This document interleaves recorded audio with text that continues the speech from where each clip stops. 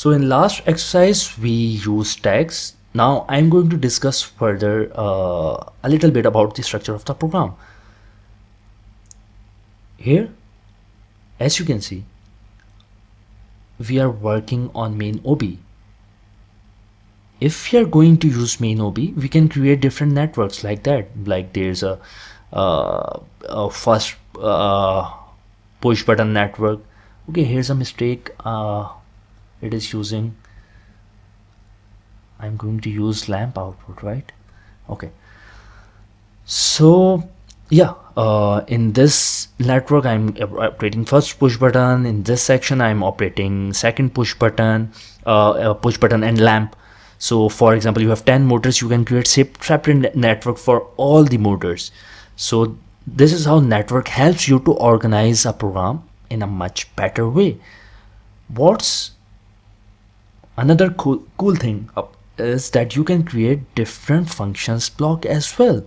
Like here's the main organization OB. We are using OB1. Okay, your OB1, you can't delete it. You have to use this by default. It's in every program. Even if I'm creating different functions, I have to call them in there as well. Now if I'm using there are some interesting organization blocks as well. Like mostly we are using cycling interrupt for our PID function, right? Few of others as well we are going to see later in the course, but mostly we are going to use cycling interrupt. Here there are two different things, function block and function. If I'm creating a function block, for example, if I'm using timers or counters or move instructions, if I'm storing certain parameters, if I'm storing certain data, I'm going to use function block. And here you can see three different programming languages, because only these three are available in S7 1200. If I'm going to use S7 1500, I can use instruction list or S7 graph language as well. If I'm going to use a function, what happens is I can use my bit lodging instructions over there, because it wouldn't allow me to store any data. It wouldn't create any data block.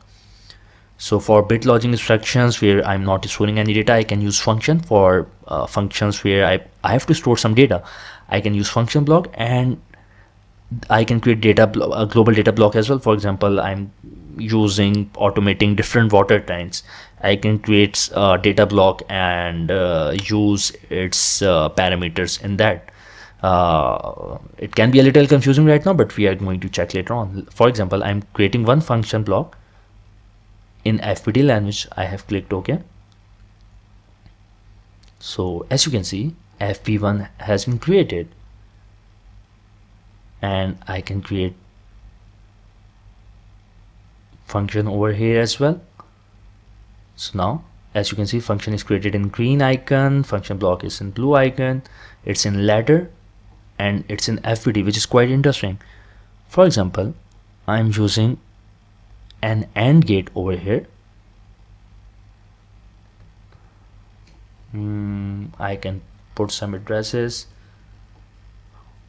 Let's give this a same address. Not that.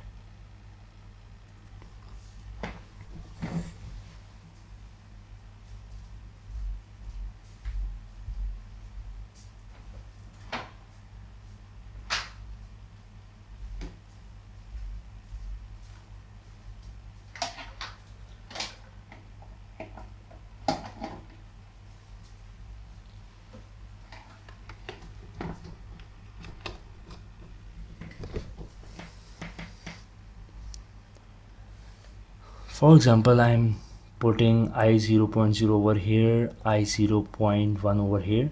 It's an AND gate, right? And I'm taking one assignment. If the both input are high, then my output will be operated. So this is my normally AND gate. And here, for example, I 0.0,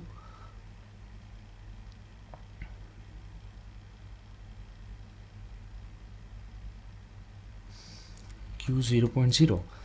Right now I'm taking the same addresses in both blocks, but we use, for example, there are different machines. We can create separate function blocks or functions for those machines, and within those blocks we can create separate network for different routines in those machines. And how it is going to happen is I can now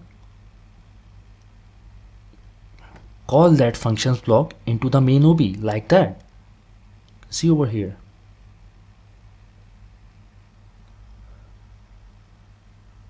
Now it is asking to create a data block because it's a function block. It would store some kind of data. So like that, I have a modular programming structure. What happens is PLC scans the first network, second network, third network, and fourth network. It would jump to my FC1 program. Then it scans further, comes back, and it would jump to my FB block. Then it comes further and to the main block again. So that is how modular programming works. That is how you can organize your program within TIA Portal and give it such a cool structure. And this.